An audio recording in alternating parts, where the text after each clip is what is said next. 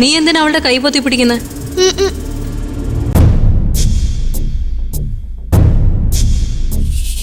നമ്മൾ അമ്പലത്തിൽ പോയില്ല.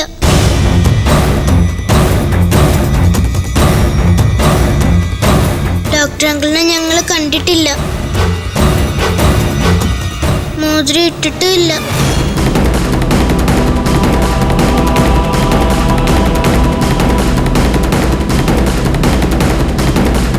ഇത് വല്ലോ ഞാൻ നിന്നോട് ചോദിച്ചോ?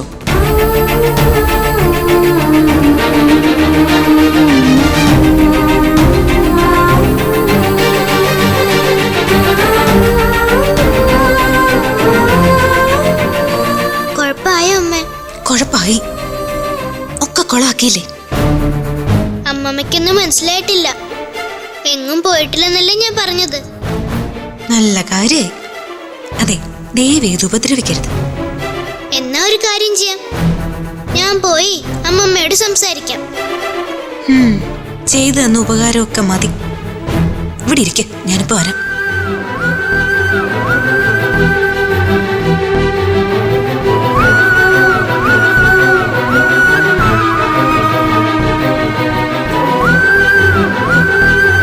ഞാൻ പോയി പറഞ്ഞാലേ ശരിയാവത്തുള്ളൂ.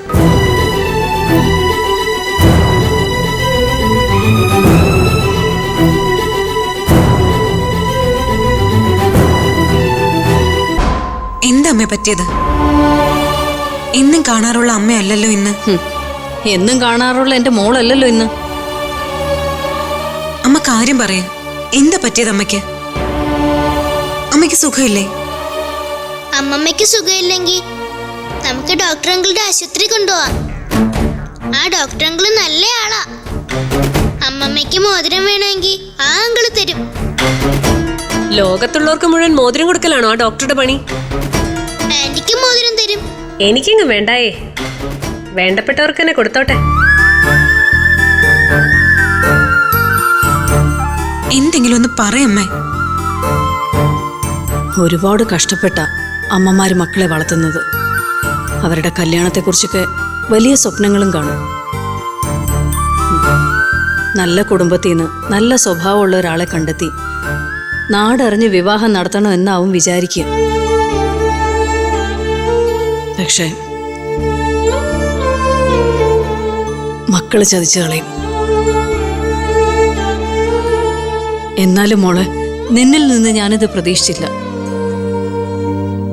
ആ മോതിരത്തിന്റെ കാര്യമാണോ അമ്മമ്മ പറയുന്നേ? ആ അതെ, അത് തന്നെയാ. വിവാഹ നിശ്ചയവും മോതിരിടലും ഒക്കെ കഴിഞ്ഞു വന്നിരിക്കുകയാണല്ലോ നിന്റെ അമ്മ. നീ സാക്ഷിയാണല്ലോ ഇതിനെല്ലാം. ഇതൊക്കെ പോരെ അമ്മമ്മയ്ക്ക് സന്തോഷിക്കാൻ? അമ്മേ കണ്ടോ, അമ്മമ്മയ്ക്ക് സന്തോഷ. അമ്മേ, ഞാൻ അമ്മയോട് പറയാനിരിക്കായിരുന്നു. പക്ഷേ എങ്ങനെ പറയണം എന്നറിയില്ലായിരുന്നു. താലികെട്ടോടെ കഴിഞ്ഞിട്ട് പറഞ്ഞാ മതിയായിരുന്നു.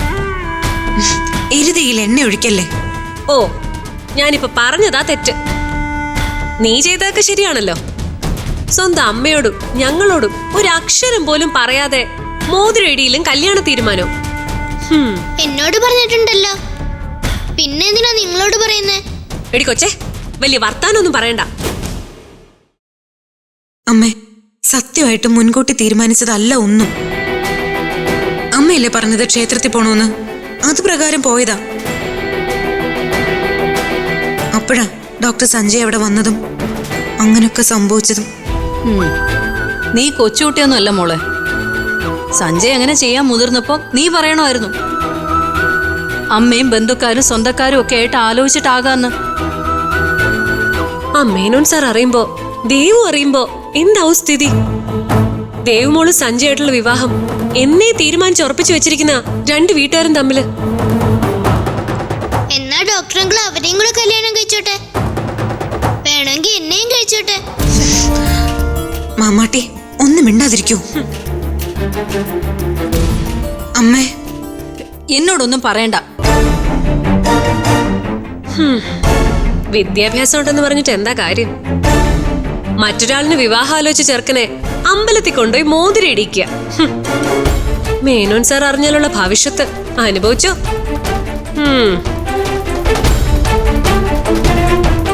ഇപ്പൊ എന്തായി? നിന്നോട് ഞാൻ പറഞ്ഞതല്ല ആരോടും പറയരുതെന്ന്. ഇനി ഞാൻ ആരോടും പറയില്ല.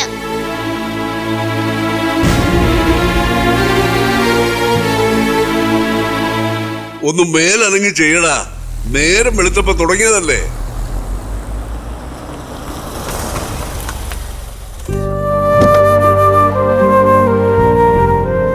എന്താളിയാ, പച്ചപ്പ് കൂട്ടാനുള്ള ശ്രമത്തിലാണല്ലോ. അളിയന്റെ ഇഷ്ടം കോൺക്രീറ്റ് ആണല്ലോ. ഇതാണ് അളിയ മനസ്സുഖം. നല്ല കഥ. 100 ഏക്കറിലും പച്ചപ്പാണല്ലോ. ആ വാ അളിയ, അകത്തോട്ടിരിക്കാം. വേണമെന്നില്ല, നല്ല തിരക്കിലാ. തിരക്കിലാണെങ്കിലും മക്കളുടെ കാര്യത്തിനായി ചില നേരങ്ങളിൽ അല്പസമയം ചെലവിടണമല്ലോ. ഈ വിചാരം അന്ന് ഞാൻ അളിയന്റെ വീട്ടിൽ വന്ന് ഒരു ദിവസം മുഴുവൻ കുത്തിയിരുന്നിട്ടുണ്ടായില്ലല്ലോ. ഒളിയം പെയ്യണ്ട, എനിക്ക് സഞ്ജയനെ ഒന്ന് കാണണം. അവനകത്തുണ്ട്, ഞാൻ വിളിക്കാം. ആ അളിയനെന്താ കേറിയിരിക്കാത്ത? അളിയ, അത് എനിക്ക് സഞ്ജയുമായി അല്പം തനിച്ച് സംസാരിക്കണം. സംസാരിച്ചോളൂ. അളിയൻ മക്കളുടെ കാര്യത്തിൽ അത്ര ശുഷ്കാന്തി കാണിക്കാതിരുന്നതാ ഇതിനൊക്കെ കാരണം. എന്നിട്ടും ഞാൻ അവനെ അവൻ ചെയ്ത പ്രവൃത്തിയുടെ പേരിൽ നന്നായി വഴക്കു പറഞ്ഞിട്ടുണ്ട്.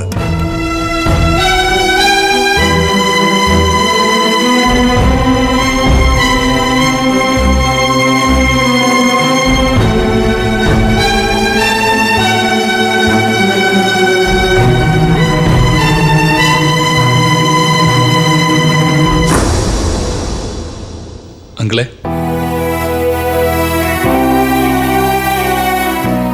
ഞാൻ എൻ്റെ മോൾക്ക് വേണ്ടി വാദിക്കാൻ വന്നതല്ല.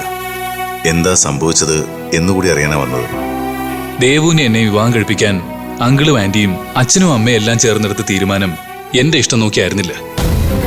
പല സത്യങ്ങളും സൗകര്യത്തിനായി നമുക്ക് മറക്കാം. അങ്ങനെ ചെയ്യുന്നവരാണ് മിടുക്കന്മാർ. ഞാൻ സത്യമാ പറഞ്ഞത്. എന്റെ മകൾ ദേവുവിനെ സഞ്ജയനെ കൊണ്ട് വിവാഹം കഴിപ്പിക്കാൻ ഒരു അച്ഛനെന്ന നിലയിൽ എനിക്ക് താല്പര്യം ഒരിക്കലും ഉണ്ടായിട്ടില്ല. പക്ഷേ നിന്റെ ആന്റിക്കും എന്റെ മോൾക്കും നിന്നെ മാത്രം മതിയായിരുന്നു. ഭൂരിപക്ഷ തീരുമാനത്തിന് കീഴ്പ്പെടണമെന്ന പൊതുതത്വം അംഗീകരിച്ചതുകൊണ്ട് ഞാൻ മൗനം സമ്മതമാക്കി. എന്താ അങ്കിളിന് എന്നെ താല്പര്യമില്ലാതിരുന്നത്? എന്തുകൊണ്ടാ സഞ്ജയന് ദേവുവിനെ താല്പര്യമില്ലായിരുന്നത്? എന്റെ സങ്കല്പത്തിലെ ഭാര്യ ആകില്ല ദേവു. അതുതന്നെയാണ് എന്റെ കാര്യത്തിലും. എന്റെ മകളുടെ ഭർത്താവിനെ കുറിച്ച് എനിക്കൊരു സങ്കല്പമുണ്ട്. ആ സങ്കല്പത്തിലെ മരുമകനല്ല സഞ്ജയ്. അത് മാത്രമല്ല, എന്റെ ഭാര്യയുടെ കുടുംബത്തിൽ നിന്ന് ഒരു ബന്ധം എടുക്കുന്നതിൽ എനിക്കും അത്ര താല്പര്യമില്ല. ദേവുവിനെ ഒഴിവാക്കിയതുപോലെ സാന്ദ്രയെ ഒഴിവാക്കിക്കൂടെ? എന്നിട്ട് നിന്റെ സംസ്കാരത്തിനനുസരിച്ചൊരു വിവാഹം കഴിക്കേ. സംസ്കാരം? അങ്കിൾ പറയുന്നൊന്നും എനിക്ക് മനസ്സിലാവുന്നില്ല. എനിക്കെല്ലാം മനസ്സിലായതുകൊണ്ടാണ് ഞാൻ പറഞ്ഞത്. എന്താ അങ്കിൾ എന്നെ കുറിച്ച് മനസ്സിലായത്? സമയമാകുമ്പോൾ അത് പറയാം. അങ്കിളിന് അങ്കിളിന്റെ മകളുടെ കാര്യം മാത്രം നോക്കിയാ പോരെ? എന്തിന് സാന്ദ്രയുടെ കാര്യത്തിൽ അഭിപ്രായം പറയണം? പറയും. എനിക്ക് അവള് മകളെ പോലെയാ. എന്റെ മാനേജരായിരുന്ന ബാലന്റെ മകൾ. ആ നിലയ്ക്ക് അവളുടെ ജീവിതത്തെപ്പറ്റി ഒരു രക്ഷിതാവിനുണ്ടാകാവുന്ന ഉത്കണ്ഠ എനിക്കുണ്ട്. ദേ, ഞാൻ അങ്കിളിനോടൊരു കാര്യം പറഞ്ഞേക്കാം. അങ്കിളിന്റെ മകളുടെ കല്യാണം നടക്കാത്തതിന്റെ വാശിക്ക് ഞങ്ങളുടെ ബന്ധത്തെ തകർക്കാൻ നിൽക്കരുത്.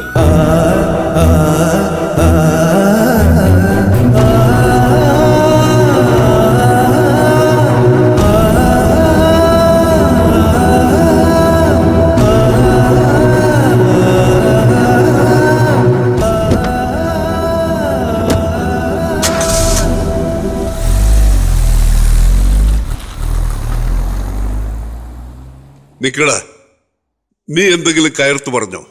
പറയേണ്ടി വന്നു. അങ്കിളിന് ഒട്ടും താല്പര്യം ഉണ്ടായിട്ടല്ല ദേവുമായിട്ടുള്ള കല്യാണത്തിന് സമ്മതം മൂളിയതെന്ന്. പപ്പി ആന്റിയും ദേവും നിർബന്ധിച്ചപ്പോ അംഗീകരിക്കേണ്ടി വന്നതാന്ന്. അവിടെ കൊണ്ടും തീർന്നില്ല. ഭാവി മരുമകനെ കുറിച്ച് ചില സങ്കല്പങ്ങളൊക്കെ ഉണ്ടെന്ന്. ആ സങ്കല്പത്തിലെ മരുമകനെ അല്ല ഞാനെന്ന്. ആ പറഞ്ഞതിൽ എന്താ തെറ്റ്? ദേവു നിന്റെ സങ്കല്പത്തിലെ ജീവിത പങ്കാളി അല്ലെന്ന് നിനക്ക് പറയാമെങ്കിൽ സുരേഷിനും പറയാമല്ലോ. തീർന്നില്ല. എന്റെ മുഖത്തടിച്ചോണം പറഞ്ഞു ദേവുവിനെ തള്ളിക്കളഞ്ഞതുപോലെ സാന്ദ്രയെ ഒഴിവാക്കാൻ. അദ്ദേഹത്തിന്റെ മാനേജറുടെ മകളെന്ന നിലയിൽ സാന്ദ്ര മകൾക്ക് തുല്യമാണെന്ന്. അതുകൊണ്ട് തന്നെ അവളുടെ കാര്യത്തിലും ഉത്കണ്ഠയുണ്ടെന്ന്. എന്ത് ഉത്കണ്ഠ? ഞാനെന്താ വല്ല ക്രിമിനലാണോ അതോ വല്ല സാഡിസ്റ്റും ആണോ? എന്താ ഇങ്ങനെയൊക്കെ ചോദിച്ചാ ഞാൻ കൈയും കെട്ടി തലയും താഴ്ത്തി നിന്ന് കേൾക്കണോ?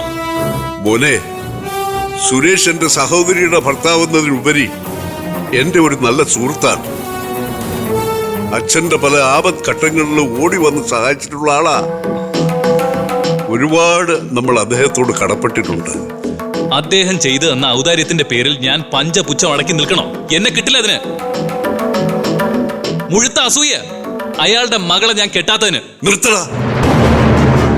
ആദ്യം അങ്കിൾ, പിന്നെ അദ്ദേഹം, അത് കഴിഞ്ഞ് അയാള്. ഇക്കണക്കിന് അച്ഛനായ എന്നെ നീ താനെന്ന് വരെ വിളിക്കുമല്ലോ. മോനെ, നീ ഒരു ഡോക്ടറാണ്. അതിൻ്റെതായ മാന്യത നീ പ്രവൃത്തിയിലും വാക്കിലും കാണിക്കണം. നീ എടുത്ത നിന്റെ തീരുമാനം ഞങ്ങളെ എത്രമാത്രം വേദനിപ്പിച്ചുകൊണ്ടിരിക്കുകയാണെന്നറിയാമോ? ഒരുപാട് ബന്ധങ്ങളാ നീ കാരണം നഷ്ടമാകുന്നത്.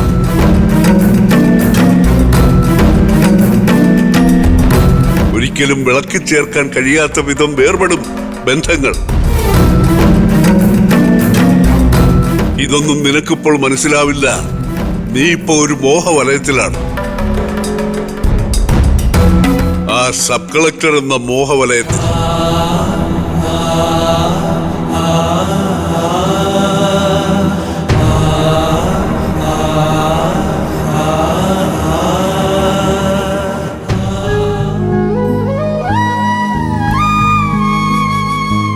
അമ്മേ, എനിക്കൊരു സംശയം. എന്താ? ചോദിച്ചോ. അമ്മയ്ക്ക് അറിയാവുന്നതാണെങ്കിൽ പറഞ്ഞുതരാം. ഈ കല്യാണം എന്ന് വെച്ചാൽ എന്താ അമ്മേ? ഓഹോ, അതറിയാതെയാണോ അമ്മൂമ്മയുടെ അമ്മയ്ക്ക് വേണ്ടി വാദിച്ചത്? അത് അമ്മയ്ക്ക് സങ്കടാവാതിരിക്കാനാ. ശരി ശരി. കല്യാണം എന്ന് പറയുന്നത് മോൾക്ക് വലുതായി കഴിയുമ്പോ അമ്മ പറഞ്ഞുതരാം. അപ്പൊ മാമാട്ടിക്ക് വലുതാവുമ്പോ കല്യാണം മതിയോ? മതി മതി.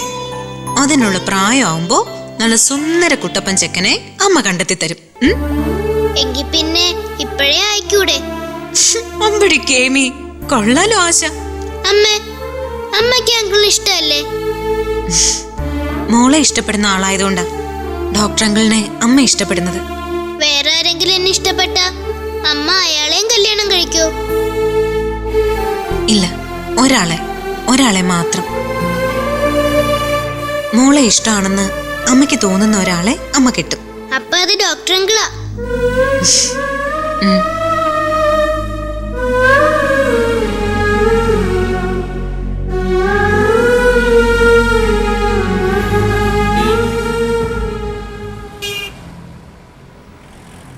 ഏട്ടാ, നീ എന്താ ഇത്രയും താമസിച്ചത്? ഞാൻ എത്ര നേരമായിട്ട് വെയിറ്റ് ചെയ്യുന്നറിയോ? വണ്ടി 1.5 മണിക്കൂർ ലേറ്റ് ആയിരുന്നു ഏട്ടാ. നീ എന്തെങ്കിലും കഴിച്ചോ? ഒന്നും കഴിച്ചില്ല, നല്ല വിശപ്പുണ്ട്. വീട്ടിൽ ചെന്നിട്ട് കഴിക്കാം. അമ്മ നല്ല ഫുഡൊക്കെ ഉണ്ടാക്കി വെച്ചിട്ടുണ്ട്. നീ പെട്ടെന്ന് കയറിക്കേ.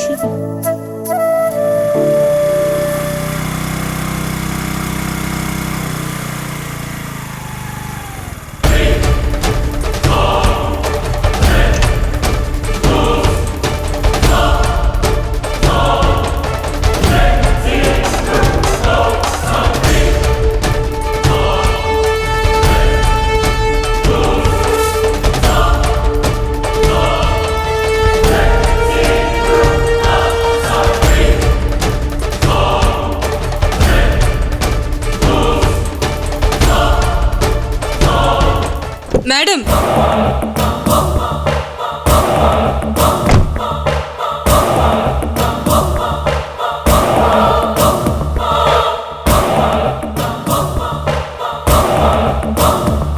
എനിക്ക് മാഡത്തിനോട് അല്പം പേഴ്സണലായിട്ട് സംസാരിക്കണമായിരുന്നു. അച്ഛന്റെ കെട്ടിടവുമായി ബന്ധപ്പെട്ട ഇഷ്യൂസ് എന്തെങ്കിലും സംസാരിക്കാനാണോ? എങ്കിൽ സോറി. No, madam തെറ്റിദ്ധരിക്കുന്നു. അച്ഛന്റെ പ്രശ്നം പരിഹരിക്കാൻ അച്ഛനറിയാം. ഇതെന്റെ പ്രശ്നമാണ്.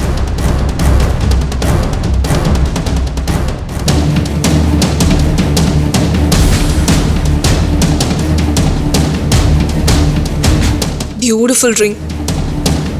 അങ്കിൾ ഇട്ട് തന്നതാ, ഡോക്ടർ അങ്കിൾ.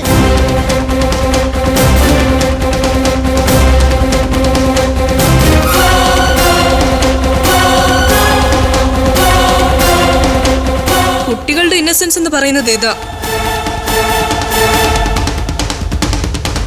മാമാട്ടിയെ കുറിച്ച് അറിയുന്നുണ്ട് കാര്യങ്ങൾ. ലുക്ക് ദേവു, ഞാൻ വളരെ ബിസിയാണ്. ശരി ശരി, ഒരു സബ് കളക്ടറിന്റെ തിരക്കുകളെ കുറിച്ച് എനിക്കറിയാം. വന്ന കാര്യത്തിലേക്ക് കടക്കാം. മാഡം ഡോക്ടർ സഞ്ജയുമായുള്ള ബന്ധം അവസാനിപ്പിക്കണം.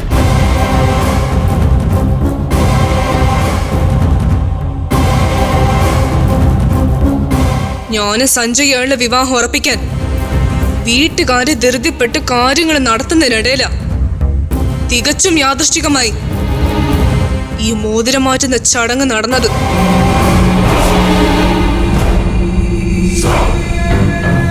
ആദ്യം ഞാനൊന്ന് പതറി, പിന്നെ ആലോചിച്ചപ്പോഴാ ഒരു മോതിരം ഇട്ടെന്ന് മാത്രമല്ലേ ഉള്ളൂ. മാരേജ് ഒന്നും കഴിച്ചില്ലല്ലോ. സോ ഇനിയും സമയമുണ്ട്. ദേവു, ഇക്കാര്യം എന്നോടല്ല സംസാരിക്കേണ്ടത്, സഞ്ജയുമായി സംസാരിക്കണം. മാഡം IAS വരെ പഠിച്ചൊരു ലേഡിയല്ലേ?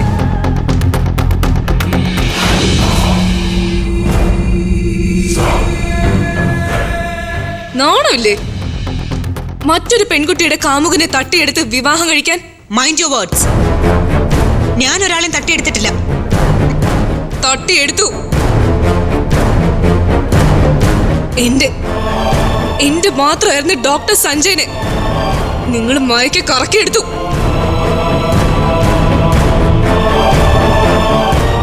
അത് നിങ്ങളുടെ IAS ബുദ്ധി.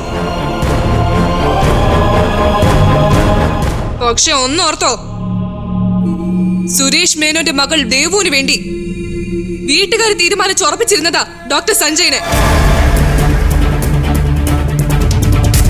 സഞ്ജയനെ ആഗ്രഹിക്കാൻ എന്തർഹത നിങ്ങൾക്കുള്ളത്? എന്റെ അച്ഛന്റെ വെറും ജോലിക്കാരനായിരുന്ന ബാലഗോപാലന്റെ മോള് IAS എന്ന മുദ്രയല്ലാതെ ഡോക്ടർ സഞ്ജയനെ ആഗ്രഹിക്കാൻ ഒരു കുടുംബ മഹിമയില്ല. എന്നിൽ നിന്നും സഞ്ജയനെ നിങ്ങൾ അകറ്റി എന്നെ വെറുക്കപ്പെട്ടവളാക്കി. അതിനനുഭവിക്കേണ്ടി വരും, വില കൊടുക്കേണ്ടി വരും.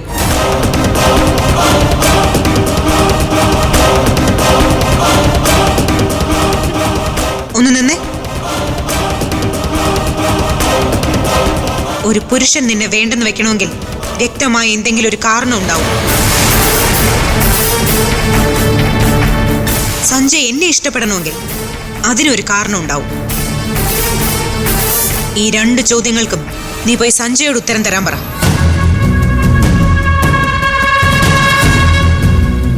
വാ മോളെ.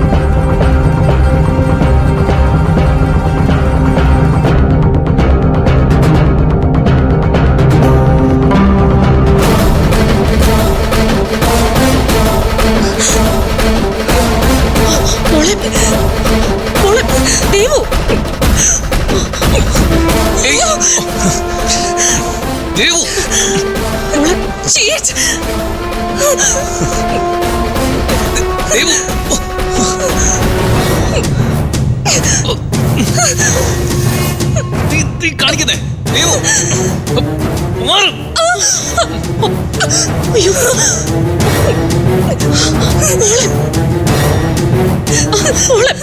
എന്തിനാ മോഹിപ്പിച്ചത്?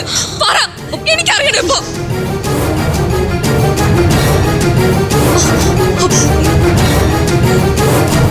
ഞാൻ സാന്ദ്ര കണ്ടിട്ട് വരിക. അവൾ എന്നോട് പറഞ്ഞ ഓരോ വാക്കുകളും എന്റെ നെഞ്ചിൽ കിടന്ന് പിടഞ്ഞുകൊണ്ടിരിക്കുക.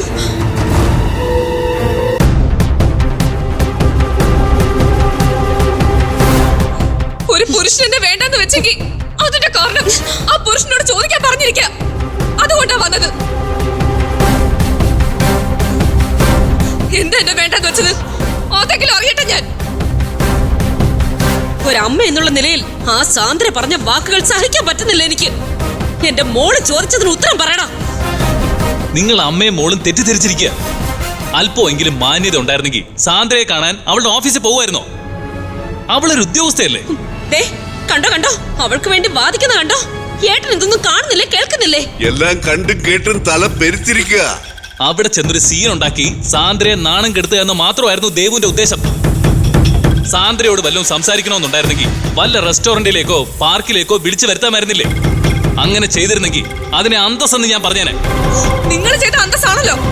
എനിക്ക് വേണ്ടി ഉറപ്പിച്ചാണല്ലോ നിങ്ങൾ. എത്ര കാലം മുമ്പ് രണ്ട് വീട്ടുകാർ തീരുമാനിച്ചു വെച്ചതാ. എന്നിട്ടൊരു സബ് കളക്ടർ കണ്ടപ്പോ വിധം മാറി. ദേവു ചേർച്ചയില്ലാത്തവള്. Devu cool down. നാട്ടുകാർ കേക്കും. കേക്കട്ടടി. നീ ആയിരുന്നല്ലോ എപ്പോഴും എന്റെ ഭാവി നാത്തൂരെന്ന് പറഞ്ഞ് നാവും ചലച്ചോണ്ട് നടന്നിരുന്നേ. എന്റെ പെങ്ങള് പറഞ്ഞിട്ടുണ്ടാവും, എന്റെ അച്ഛനും അമ്മയെ പറഞ്ഞിട്ടുണ്ടാവും. പക്ഷെ എന്നെങ്കിലും ഞാൻ പറഞ്ഞിട്ടുണ്ടോ? ഞാൻ ദേവുവിന് ഒരിക്കലും ഒരു വിധത്തിലുള്ള മോഹങ്ങളും കൊടുത്തിട്ടില്ല. ഇപ്പോഴും ദേവുവിനോട് എനിക്ക് സ്നേഹമുണ്ട്. ആ സ്നേഹം പക്ഷെ വിവാഹം കഴിക്കാനുള്ള ഗ്രീൻ സിഗ്നൽ അല്ലെന്ന് ഓർക്കുകയും മനസ്സിലാക്കുകയും വേണം.